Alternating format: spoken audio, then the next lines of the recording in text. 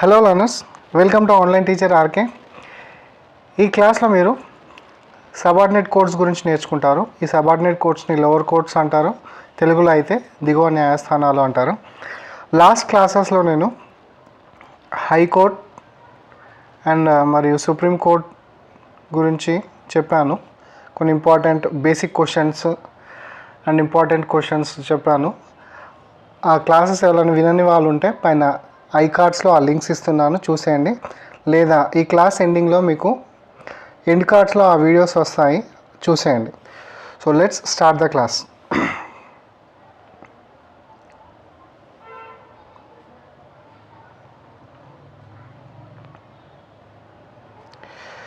So subordinate courts గురించి చదువుకునే ముందు కొంచెం మన బ్యాక్గ్రౌండ్లోకి వెళ్దాం.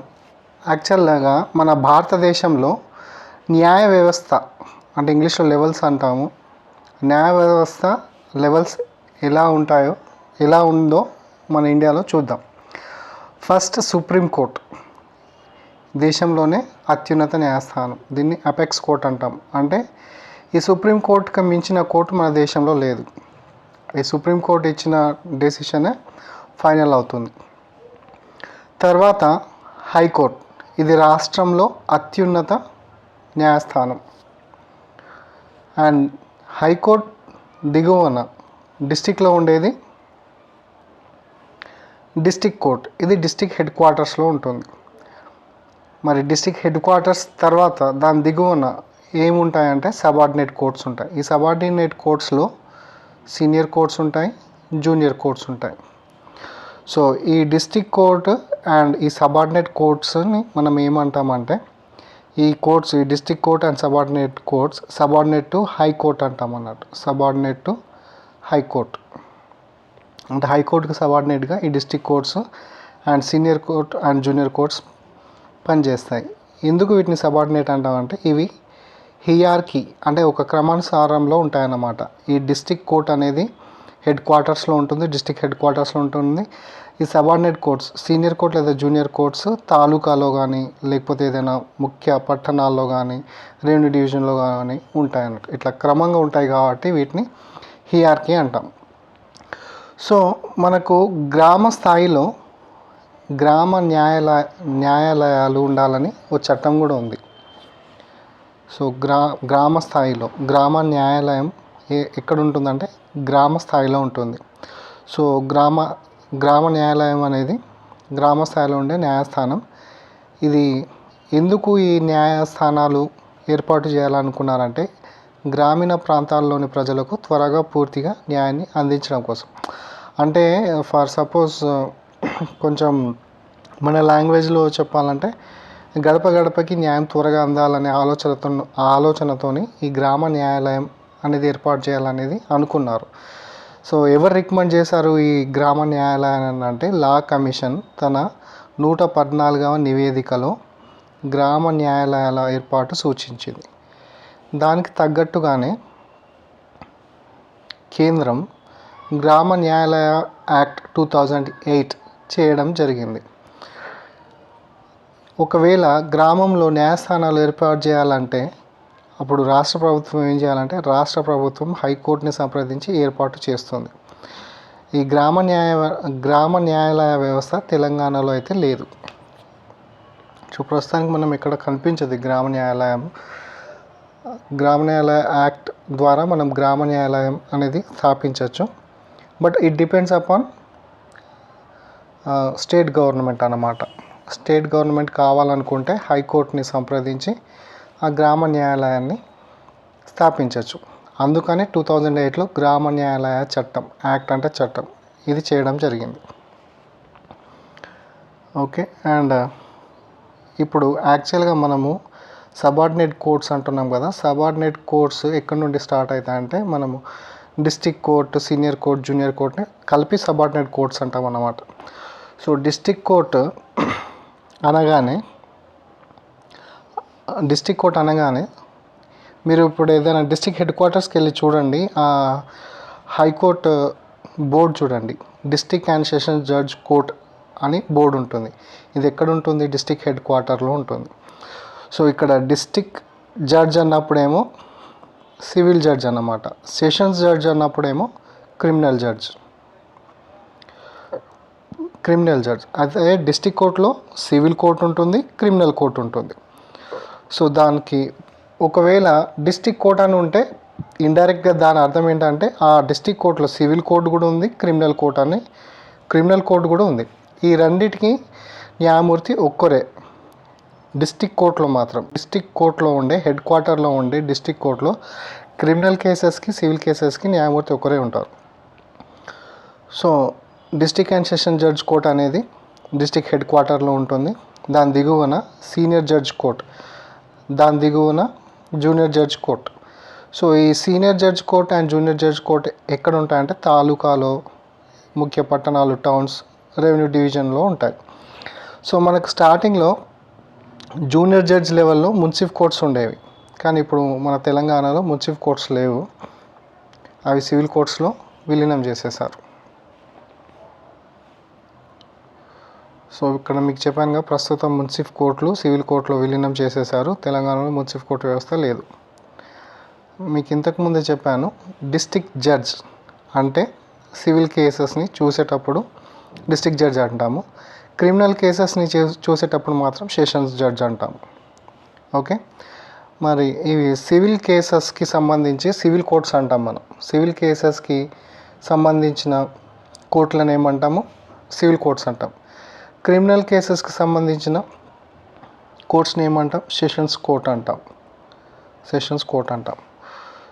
సో ఈ సివిల్ కోర్ట్స్ ఎలా ఉంటాయంటే, ఒకవేళ సిటీలో సివిల్ కోర్ట్స్ ఉంటే వాటిని సిటీ సివిల్ కోర్ట్స్ అంటాం. ఓకేనా? అండ్ ఈ సిటీ సివిల్ కోర్ట్స్లో ఆ క్రమం ఎలా ఉంటుందో చూద్దాం. ఫస్ట్ సివిల్ కోర్ట్స్లో, సిటీ సివిల్ కోర్టులో అయినా సరే సివిల్ కోర్ట్స్లో, అందులో ఫస్ట్ చీఫ్ జడ్జ్ కోర్ట్ ఉంటుంది, తర్వాత అడిషనల్ చీఫ్ జడ్జెస్ కోర్ట్ ఉంటుంది. వీరు డిస్ట్రిక్ట్ జడ్జ్ హోదా అంటే డిస్ట్రిక్ట్ జడ్జ్ ర్యాంక్ కలిగిన జడ్జెస్ చీఫ్ జడ్జ్గా, అడిషనల్ చీఫ్ జడ్జెస్గా ఉంటారు. సో వాటి దిగువన ఏ కోర్ట్స్ ఉంటాయంటే సీనియర్ సివిల్ జడ్జ్ కోర్ట్, దాని కింద జూనియర్ సివిల్ జడ్జ్ కోర్ట్స్ ఉంటాయి. సో వీరిని మనం జ్యుడిషియల్ ఆఫీసర్స్ అంటాం.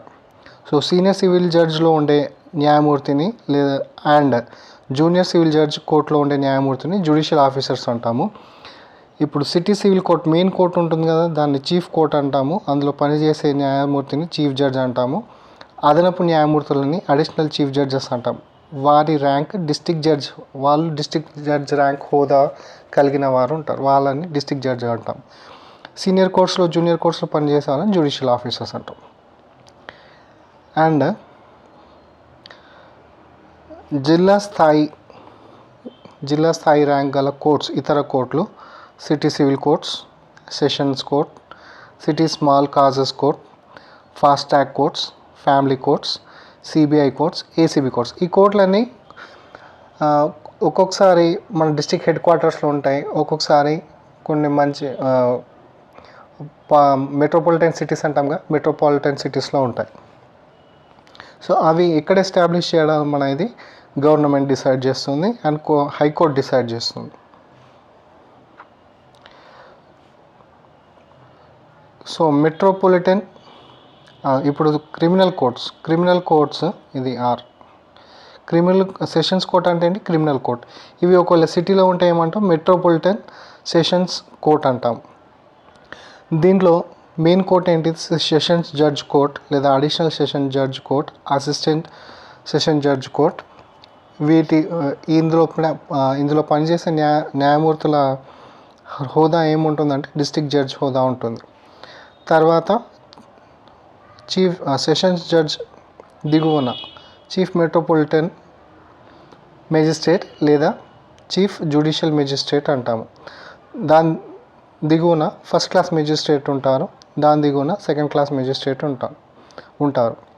వీరిని మనం సేమ్ జ్యుడిషియల్ ఆఫీసర్స్ అంటాం.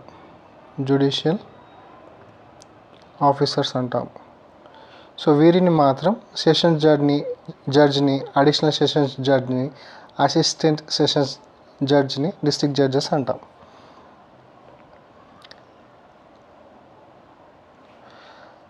సెషన్స్ కోర్టు జిల్లా హెడ్ క్వార్టర్స్ మరియు తాలూకాలో ఉంటాయి. Senior judge court and junior judge కోర్టులు జిల్లాలోని ముఖ్యమైన పట్టణాలు, రెవెన్యూ డివిజన్ మరియు తాలూకాలో ఉంటాయి. నెక్స్ట్, రాజ్యాంగంలోని 6వ భాగంలో ఆర్టికల్ 233 to 237 వరకు దిగువ న్యాయస్థానాలు లేదా సబార్డినేట్ కోర్టులు లేదా లోవర్ కోర్ట్ గురించి వివరించబడ్డాయి. నెక్స్ట్, రాష్ట్ర న్యాయ వ్యవస్థ అంటే హైకోర్టుతో పాటు దిగువ న్యాయస్థానాలు, హియార్కీ, క్రమానుగత శ్రేణి. ఇంతకుముందు మీకు స్టార్టింగ్లో చెప్పాను కదా, district court, senior court, junior court, దాన్ని హియార్కీ అంటాం. అండ్ సబార్డినేట్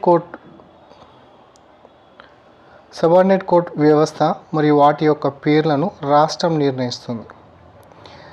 అంటే ఇప్పుడు ఎన్ని కోర్ట్స్ ఉండాలి, ఆ కోర్టులకు పేర్లు ఏంటి అనేది కూడా గవర్నర్ డిసైడ్ చేస్తుంది. అది హైకోర్టుని సంప్రదించి చేస్తుంది. కాబట్టి రాష్ట్రానికి కోర్టుల పేర్లు తేడా ఉంటాయి. అండ్ ఇది ఇంపార్టెంట్, జిల్లాలో అత్యున్నత న్యాయాధికారి జిల్లా జడ్జ్. ఎందుకంటే సివిల్ కేసెస్ చూస్తారు అండ్ క్రిమినల్ కేసెస్ చూస్తారు.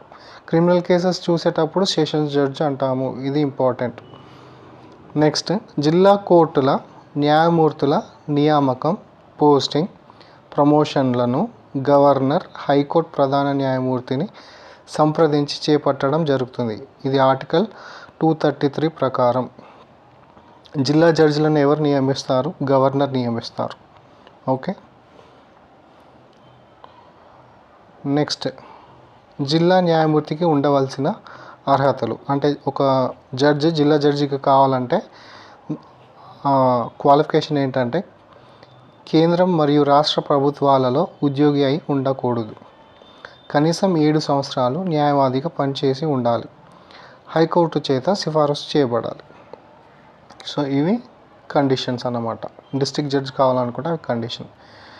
అండ్ డిస్ట్రిక్ట్ జడ్జ్ అనే పదం పరిధి. ఇంతకుముందు మీకు చెప్పాను కదా, డిస్ట్రిక్ట్ జడ్జెస్ ఎవరెవరు ఉంటారంటే, ఎవరెవరిని మనం డిస్ట్రిక్ట్ జడ్జెస్ అంటామంటే, సిటీ సివిల్ కోర్ట్ జడ్జిని డిస్ట్రిక్ట్ జడ్జ్ అనొచ్చు, అడిషనల్ డిస్ట్రిక్ట్ జడ్జ్ లేదా జాయింట్ డిస్ట్రిక్ట్ జడ్జ్ లేదా అసిస్టెంట్ డిస్ట్రిక్ట్ జడ్జ్. ఈ వీరు డిస్ట్రిక్ట్ జడ్జ్ హోదా కిందికి వస్తారు, పరిధిలోకి వస్తారు. సెషన్స్ జడ్జ్ కూడా డిస్ట్రిక్ట్ జడ్జ్ పరిధిలోకి వస్తారు. అడిషనల్ సెషన్స్ జడ్జ్ లేదా అసిస్టెంట్ సెషన్స్ జడ్జ్ లేదా జాయింట్ సెషన్స్ జడ్జ్ కూడా డిస్ట్రిక్ట్ జడ్జ్ పరిధిలోకి వస్తారు. అలాగే chief judge of small causes court, ఈ జడ్జ్ కూడా డిస్ట్రిక్ట్ జడ్జ్ అనే పదం పరిధిలోకి వస్తారు. అండ్ సివిల్ కేసులను విచారిస్తే జిల్లా న్యాయమూర్తి, అండ్ క్రిమినల్ కేసులను విచారిస్తే సెషన్స్ న్యాయమూర్తి. ఆ డిస్ట్రిక్ట్ జడ్జ్ సివిల్ కేసులను చూసేటప్పుడు విచారించినప్పుడు జిల్లా న్యాయమూర్తి డిస్ట్రిక్ట్ జడ్జ్ అంటాము. క్రిమినల్ కేసులను విచారిస్తే సెషన్స్ న్యాయమూర్తి అంటాము. నెక్స్ట్, సెషన్స్ న్యాయమూర్తికి జీవిత ఖైదు, మరణశిక్షను విధించే అధికారం ఉన్నది. కానీ మరణశిక్షను హైకోర్టు ధృవీకరించాలి. సో ఇది ఇంపార్టెంట్. దిగువ న్యాయస్థానాలలో మరణశిక్షను విధించే అధికారం ఎవరికి ఉన్నది? సెషన్స్ న్యాయమూర్తికి ఉన్నది. అండ్ జిల్లా న్యాయస్థానాలు జిల్లా జడ్జ్ ఆధ్వర్యంలో పనిచేస్తాయి. క్వశ్చన్ ఎలా ఉండొచ్చు అంటే, జిల్లా న్యాయస్థానాలు ఎవరి ఆధ్వర్యంలో పనిచేస్తాయి? జిల్లా జడ్జ్.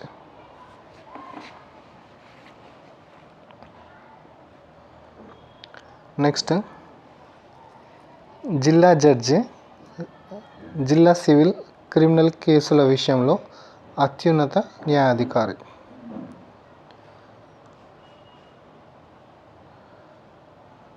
నెక్స్ట్, జిల్లా జడ్జి కన్నా తక్కువ హోదా ఉన్న న్యాయమూర్తులను గవర్నర్ నియమిస్తాడు. అంటే senior judge, civil judge, junior judge అన్నాం కదా, వారిని కూడా గవర్నరే నియమిస్తారు. ఎవరిని సంప్రదించి? High court and public service commission PSC article 234 ప్రకారం.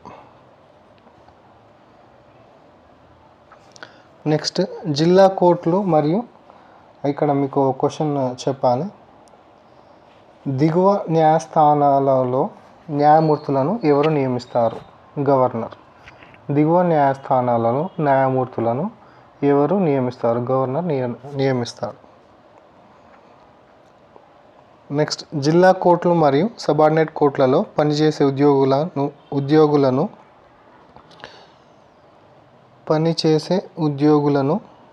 ఉద్యోగులది నియామకం, పోస్టింగ్, ప్రమోషన్స్ హైకోర్టు నియంత్రణలో ఉంటాయి. సో ఇక్కడ క్వశ్చన్ ఏంటంటే జిల్లా కోర్టులు లేదా సబార్డినేట్ కోర్టులో పనిచేసే ఉద్యోగుల నియామకం, పోస్టింగ్, ప్రమోషన్ ఎవరి పరిధిలో ఉంటాయి, ఎవరి నియంత్రణలో ఉంటాయి? హైకోర్టు నియంత్రణలో ఉంటాయి. అంటే కోర్టు ఉద్యోగుల నియామకం, పోస్టింగ్. క్వశ్చన్ ఇట్లా కూడా అడగచ్చు. జిల్లా సబార్డినేట్ కోర్ట్స్ అంటే మనం ఏమన్నాం, దిగువ న్యాయస్థానాలు అన్నాం కదా. దిగువ న్యాయస్థానాల్లో పనిచేసే ఉద్యోగుల నియామకం ఎవరి ఆధీనంలో, నియంత్రణలో ఉంటుంది? హైకోర్టు నియంత్రణలో ఉంటుంది. లేదా కోర్టు ఉద్యోగుల నియామకం, పోస్టింగ్, ప్రమోషన్ ఎవరి నియంత్రణలో ఉంటాయి? హైకోర్టు నియంత్రణలో ఉంటాయి, ఆర్టికల్ 236 ప్రకారం. అండ్ ఇక్కడ district judge possess original jurisdiction and appellate jurisdiction. Possess అంటే కలిగి ఉంటాడు. ఏ అధికారాలు కలిగి ఉంటాడంటే డిస్ట్రిక్ట్ జడ్జ్ ఒరిజినల్ జ్యూడిక్షన్ అంటే ప్రారంభ అధికారం అన్నమాట. ఒరిజినల్ జ్యూడిక్షన్ ఏంటంటే ఇప్పుడు సపోజ్ మనము జూనియర్ కోర్టు, సీనియర్ కోర్టు వెళ్ళకుండా కొన్ని కేసెస్ డైరెక్ట్ మనం డిస్ట్రిక్ట్ జడ్జ్ కోర్టుకి వెళ్ళచ్చు. దాన్ని ఒరిజినల్ జ్యూడిక్షన్ అంటాం. అపిలేట్ జ్యూడిక్షన్ అంటే అపీల్ పరిధి అన్నమాట. ఇప్పుడు ఈ సీనియర్ కోర్ట్, జూనియర్ కోర్టులో ఒక తీర్పు ఇచ్చారు, అది మనకు నచ్చలేదు, మనం డిస్ట్రిక్ట్ కోర్టులో అపీల్ చేసుకోవచ్చు. దాన్ని అపిలేట్ జ్యూడిక్షన్ అంటారు అన్నమాట.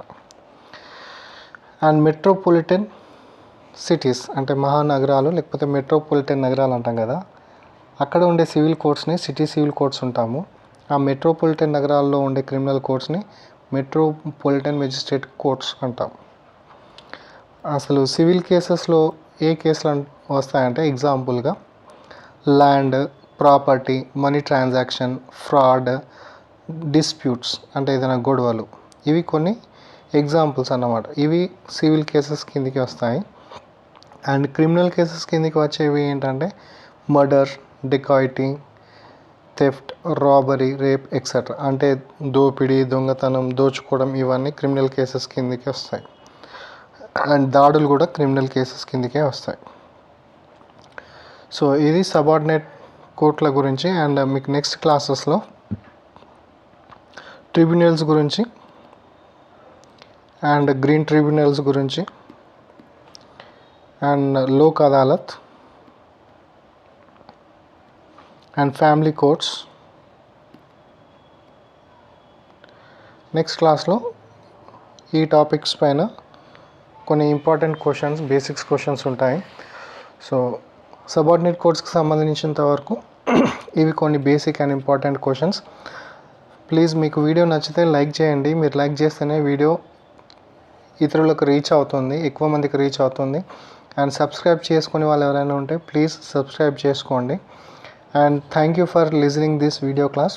Please subscribe online teacher RK.